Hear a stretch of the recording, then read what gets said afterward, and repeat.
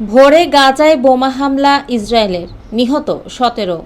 ফিলিস্তিনের দক্ষিণ ও মধ্য গাজায় ইসরায়েলি হামলায় কমপক্ষে 17 জন নিহত হয়েছেন।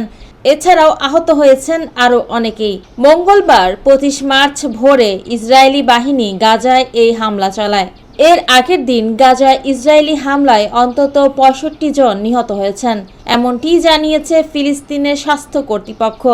এই পরিস্থিতিতে মিশর ফিলিস্তিনের এই ভূখণ্ডে যুদ্ধবিরতি ফেরাতে নতুন একটি প্রস্তাব দিয়েছে, যা এখনও ইসরায়েল আনুষ্ঠানিকভাবে গ্রহণ করেনি। গাজার যুদ্ধবিরতি গত 19 জানুয়ারি শুরু হলেও 18 মার্চ মঙ্গলবার ইসরায়েল হামলা শুরু করে, যা থেকে এ পর্যন্ত গাজায় প্রায় 700 মানুষের মৃত্যু হয়েছে, যাদের মধ্যে অন্তত 400 জন নারী ও শিশু। হামাস জানিয়েছে তাদের বেশ কয়েকজন শীর্ষ কর্মকর্তা হামলায় নিহত হয়েছেন।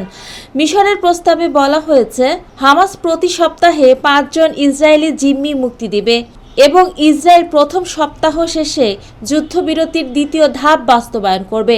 বর্তমানে হামাসের হাতে 59 জন জিম্মি রয়েছে, যাদের মধ্যে 24 জন জীবিত বলে ধারণা করা হচ্ছে। মিশরের প্রস্তাবে গাজা থেকে ইসরায়েলের সেনা পুরোপুরি প্রত্যাহারের সময়সূচি এবং যুক্তরাষ্ট্রের নিশ্চয়তা দেওয়ার বিষয়টি অন্তর্ভুক্ত রয়েছে। এর বিনিময়ে হামাস জিম্মিদের মুক্তি দেবে।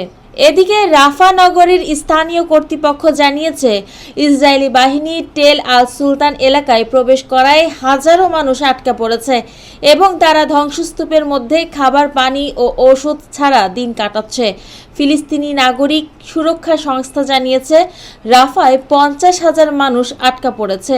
জাতিসংঘের ফিলিস্তিনি শরণার্থী সংস্থা UNRWA জানিয়েছে সাম্প্রতিক হামলায় গাজায় 1,24,000 মানুষ বাস্তুচ্যুত হয়েছেন।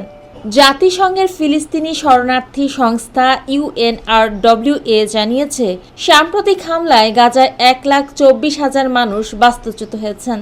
সংস্থাটি মানবিক বিপর্যয়ের আশঙ্কা প্রকাশ করে জানিয়েছে অবরোধ বন্ধ করতে হবে, কারণ এটি সম্পূর্ণ মানবিক বিপর্যয় সৃষ্টি করছে।